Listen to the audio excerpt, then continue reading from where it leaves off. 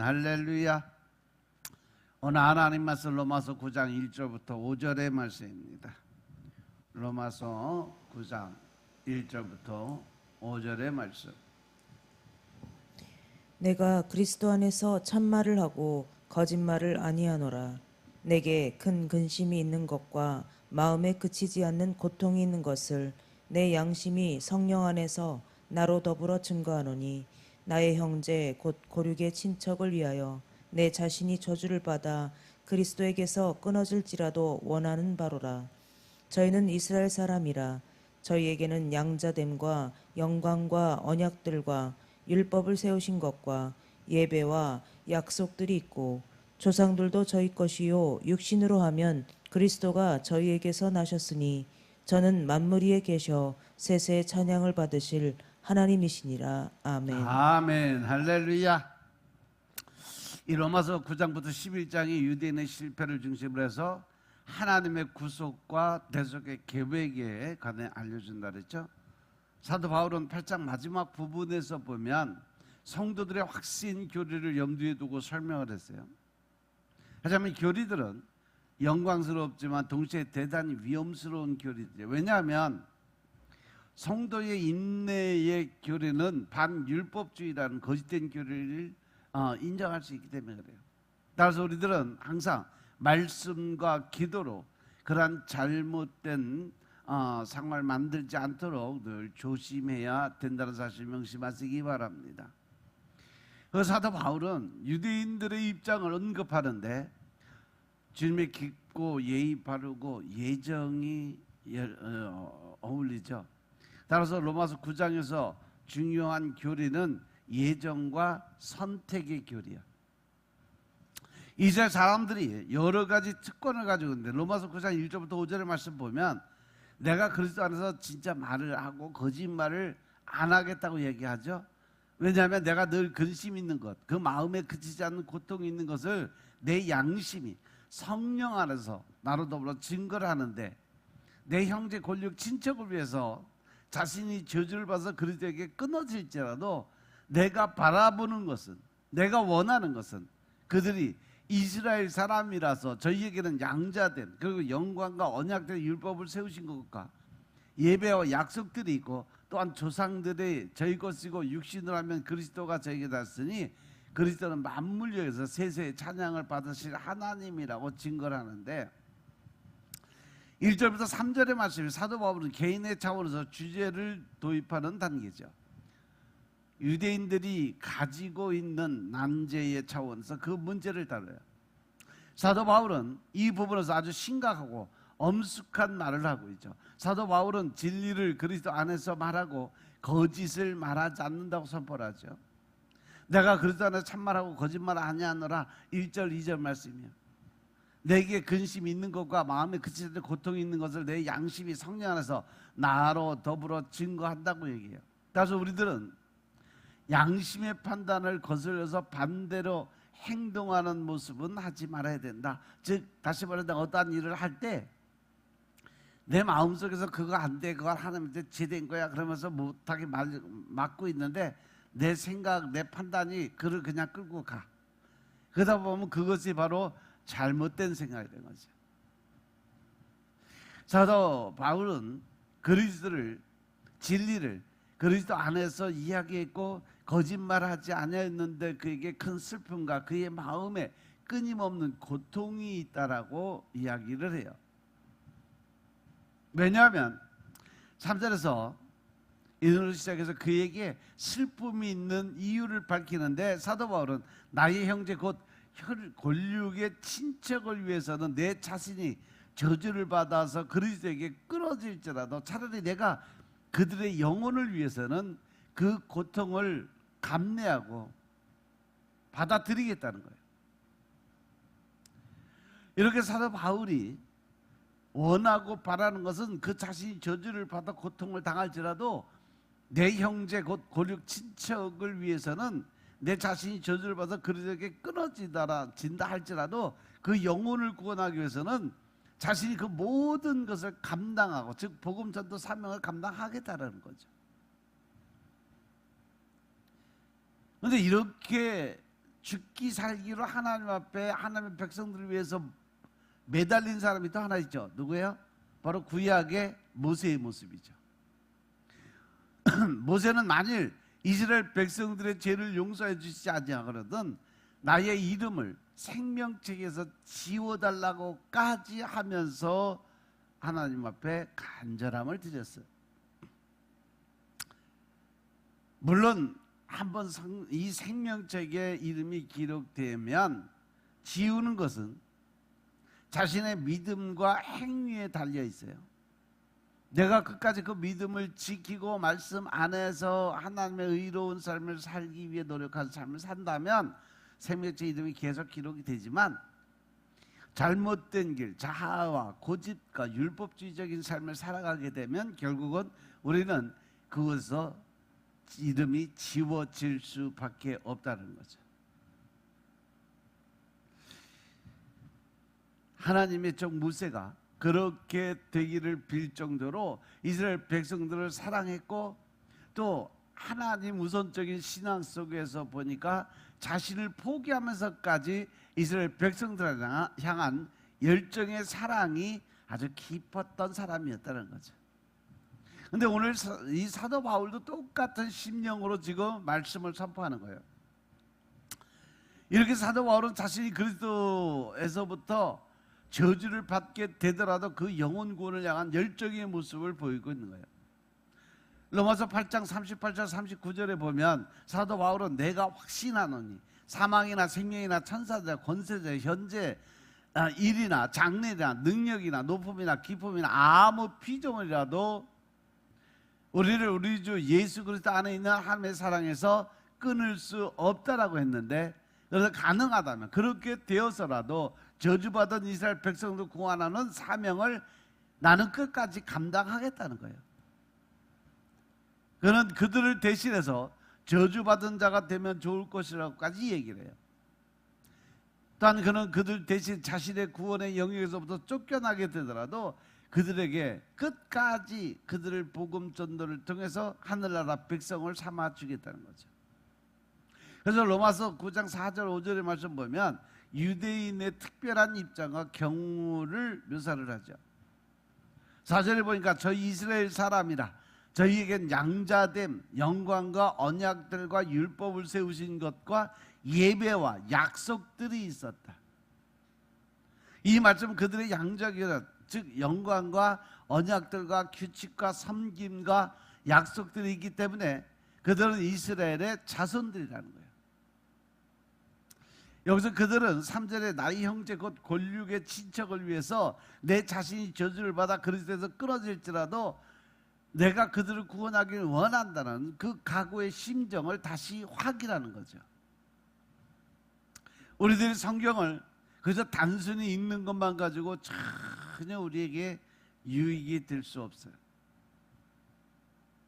20세기 최고의 설교자라고 하는 로이드 존슨 목사님이 하신 말씀이에요. 암송도 마찬가지예요. 우리가 성경 구절을 말씀하는 뜻을 하나님이 원하고 계획한 뜻을 잘 알지 못하면 그것은 앵무새가 아무 의미도 모르고 말을 따라서 하는 그러한 것과 같다라는 거죠. 물론 이렇게라도 성경을 가까이 하는 것이 멀리 하는 것보다 나아요. 그렇죠? 하지만 많이 읽었다고 자랑할 것이 아니라 늘 말씀을 묵상하면서 내가 생활 속에서 그 말씀을 적용시키고 행함 있는 믿음으로 실천하면서 정확하게 그 말씀을 이해하고 살아가는 것이 무엇보다도 중요하다. 하나님의 말씀을 읽으면서 서로 사랑하라고 그러는데 그냥 만나는 사람마다 미워하고 증오하고 늘 내 생각이 옳다고 주장하다 자만과 교만에 빠져버리고 이렇게 사는 것은 하나님 말씀에 합한 자가 될 수가 없다는 거죠. 그리고 우리는 성경이 우리에게 무슨 말씀을 하시는지 곰곰이 살펴볼 줄 알아야 된다는 거죠.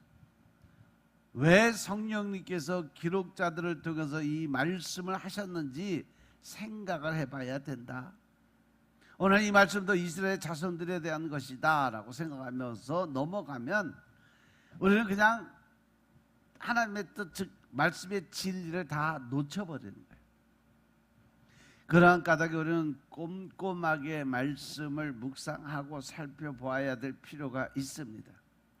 이스라엘의 자손은 불신 이스라엘 사람들이 아니라 모든 이스라엘 사람들 전체를 이야기하는 거예요. 물론 사도 바울의 친척들은 이스라엘의 자손들이죠. 하지만 지금의 이스라엘 자손들이 하는 모습이 하나님과 약속과 전혀 동떨어진 말과 행동들을 하니까 사도 바울의 마음이 너무 아픈 거예요. 너무 힘든 거예요. 그들은 지극히 율법주의적이고 사람들에게 내보이는 인정욕구가 충만한 그들의 모습을 보면서 사도 바울이 지금 한탄을 하고 있는 거예요. 저들을 구원하려면 어떻게 해야 될까? 차라리 내 목숨을 바쳐서라도 저들을 구원할 수만 있다면 나는 내 한 몸 던져서도 저들을 구원하고 싶다라는 그러한 열정의 욕구를 가지고 있는 거죠. 이스라엘 백성들이 자손들에게 양자 계련이 주어졌고 이것은 로마서 8장 15절에 영적인 의미로 사용된 용법과 다르게 사용됐는데 8장 15절은 양자 계련이 믿는 자들에게 주어진 것이다 라고 설명을 했어요. 그런데 여기서 말하는 양자 계련은 이스라엘의 자손들, 이스라엘 사람들이라면 다 똑같이 주어지는 특권이 있다는 거죠. 이스라엘 자손은 육체적으로 하나님의 아들들이라는 그런 의미예요. 이스라엘 자손들에게 주어졌던 둘째 특권이 뭐냐? 바로 영광이에요. 그것은 영광의 하나님께서 그들 가운데 임재하신다는, 즉 성령님이 동행하는 삶을 산다는 거죠. 그리고 이스라엘의 자손들이 셋째 특권이 뭐냐? 언약들로, 이것은 구약 성경에 언급되고 있는 몇몇의 언약을 가리켜요. 이 언약들은 노아의 언약, 아브라함의 언약, 또 시나이 반도에서의 하나님의 언약, 마지막 다윗에게 약속하신 언약의 말씀이 있어요. 성경에서 언약은요, 하나님의 은혜의 주권적 행위죠. 그 주권적 행위에 의미 있는 언약은 창세기 17장 1절부터 10절의 말씀을 보면 바로 하나님과 아브라함 사이에 주신 언약의 모습이에요. 창세기 17장 1절부터 10절의 말씀을 보겠습니다.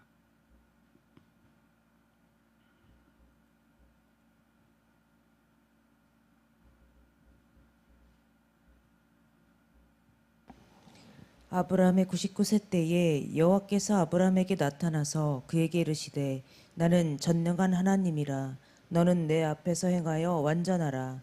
내가 내 언약을 나와 너 사이에 세워 너로 심히 번성케 하리라 하시니 아브라함이 엎드린데 하나님이 또 그에게 일러 가라사대 내가 너와 내 언약을 세우니 너는 열국의 아비가 될지라. 이제후로는 내 이름을 아브라함이라 하지 아니하고 아브라함이라 하리니 이는 내가 너로 열국의 아비가 되게 함이니라. 내가 너로 심히 번성케 하리니 나라들이 내게로 쫓아 일어나며 열왕이 내게로 쫓아 나리라. 내가 내 언약을 나와 너와 내 대대 후손 사이에 세워 영원한 언약을 삼고 너와 내 후손의 하나님이 되리라. 내가 너와 내 후손에게 너의 우거하는 이 땅 곧 가나안 일경으로 주어 영원한 기업이 되게 하고 나는 그들의 하나님이 되리라. 하나님이 또 아브라함에게 이르시되 그런즉 너는 내 언약을 지키고 내 후손도 대대로 지키라. 너희 중 남자는 다 할례를 받으라. 이것이 나와 너희와 너희 후손 사이에 지킬 내 언약이니라. 아멘. 이 창세기 17장은 하나님께서 아브라함에게 자손을 번성하게 해주실 약속과 관련을 해서 여러 가지 표징들을 내시는 부분이에요. 아브람, 즉 늙은 아버지라는 의미에서 아브라함, 많은 무리의 조상으로 이름을 바꿔주시고 또 삶의 태도도 이렇게 살아라 저렇게 살아라 삶의 태도도 가르치시고 할례할 것을 요구하죠. 이는 책임 있는 언약 관계고 아브라함의 정체성을 바꿔주는 순간인 것임을 깨달으시기 바랍니다. 그런데 우리들의 생각은요, 이스마엘이라는 대치안으로 계획을 꾸려요. 하지만 하나님께서는 이삭으로 원래 계획하셨으므로 이삭에 대한 계획적인 말씀만 고집을 하시죠. 오늘 이 말씀에서는 아버지 하나님의 성격을 우리가 확실하게 볼 수 있는 부분이 있어요. 확실하고 분명하시고 절대 미루지 않는 분이심을 우리는 알 수가 있죠. 나중에 하늘나라에서 빌 때 우리가 하나님을 만나면 어떻게 말을 해야 할 것인가를 여기 기준점을 생각해서 한번 생각해 둘 필요는 있다. 그리고 하나님께서는 말씀하신 것을 반드시 지키는 분이에요. 그렇기 때문에 우리들에게도 함부로 맹세하지 말고 약속한 것은 반드시 지켜라고 명령하신 부분이 있어요. 우리가 하나님 앞에 이렇게 하겠다 하고 맹세하는 부분을 뭐라고 얘기해요? 서원이라고 얘기하죠.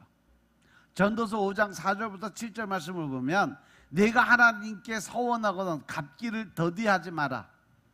하나님은 우매자를 기뻐하지 아니하시네. 서원한 것을 갚으라고 말씀하세요. 또 서원하고 갚지 아니하는 것보다 서원하지 아니한 것이 낫다. 내 입으로 내 육체를 범죄케 하지 마라. 사자 앞에서 내가 서원한 것 실수라고 말하지 마라. 어찌 하나님으로 내 말씀을 진노하사 내 손으로 한 것을 멸시하게 하랴. 꿈이 많으면 헛된 것이 많고 말이 많아도 그러하니 오직 너는 하나님을 경외할지니라. 할렐루야. 결국 우리가 이 서원하는 것도 하나님의 계획 안에 있다라는 거예요. 그리고 서원을 했으면 그 서원은 반드시 지키라는 거죠. 아, 내가 실수해서 그 말 잘못한 건데 이렇게 얘기하면 필요가 없다라는 거예요. 이미 서원한 건 끝났다라는 거예요. 마태복음 5장 33절부터 37절에도 보면 또 옛사람에게 말한 바 헛 맹세를 하지 말고 내 맹세한 것을 주께 지키라 했다는 것을 너희가 들었지만 나는 너희에게 이르노니 도무지 맹세하지 말지니. 할렐루야. 하늘로도 말라 이는 하나님의 보좌요 땅으로도 말라 이는 하나님의 발등상이요 예루살렘으로도 말라 이는 큰 임금의 성이요 내 머리로도 말라 이는 내가 한터록도 쉬고 검게 할 수 없음이니라. 오직 너희 말은 옳다 옳다 아니라 아니라 하라. 이에서 지나가는 것은 악으로 쫓아내느니라. 할렐루야. 맹세나 서원 이 자체는 하나님이 별로 기뻐하는 모습이 아니라는 거예요.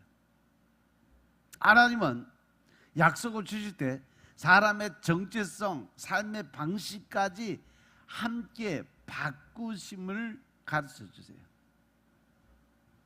우리가 예수를 믿게 되면 예수 안에 들어가기 위해서 즉 성령님을 인정하고 받아들여야 되고 그러기 위해서는 성령님이 내 안에 들어오시게 자리를 만들기 위해서는 우리가 말씀을 그만큼 먹어야 되고 기도를 드림으로 내 회개의 영을 통해서 그 안에 악한 것을 뽑아낼 때 성령님이 임할 수 있는 그 길이 열린다. 믿습니까? 그래서 우리가 늘 하나님 안에서 변화된 삶을 살기 위해서는 바로 하나님의 말씀의 뜻을 깨닫고 실천하는 삶을 살아야 되는 거죠. 우리가 나약하고 어리석은 인간의 눈높이에 맞춰서 자세하게 가르쳐 주시거나 아예 다 만들어 주시는 분이 하나님이세요. 우리는 주님께 의식 없이 그냥 순종하고 복종만 하면 하나님의 뜻대로 계획대로 모든 것이 이루어진다는 사실 명심하시기 바랍니다. 아멘. 창세기 17장 1절을 보니까 아브라함이 나이가 99세 되었을 때 여호와께서 아브라함에게 나타나서 말씀하셨죠. 나는 전능한 하나님이다. 넌 언제나 내 앞에서 살아가도록 해라. 내가 항상 너를 바라보고 있다라고 생각하고 살도록 해라. 무엇이 올바른 건지 생각하며 살아라. 그리고 바른 길만 걷도록 해라. 여기에 담긴 의미가 뭐냐? 창세기 17장 1절은요 하나님께서 아브라함에게 하나님을 전능한 하나님으로 나타내시고 아브라함의 삶을 향한 중요한 명령과 약속을 주시는 장면이에요. 여기서 전능한 하나님이라는 호칭은 히브리어 엘샤다이에서 유래한 그 말인데 모든 능력을 가지신 분이라고는 그것을 강조하는 거죠.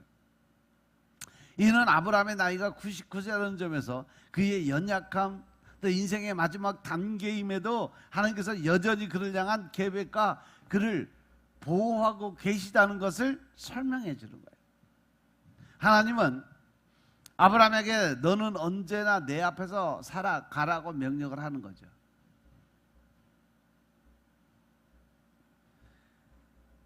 이는 하나님과 끊임없는 동행하는 삶, 경건한 삶, 그리고 그 삶을 하나님께서 바라보신다는 의식을 가지고 살아가는 거예요. 즉 우리가 살아가면서 늘 코람데오의 삶을 살아가는 거죠. 늘 여호와 앞에 서 있는 모습으로 살아가라.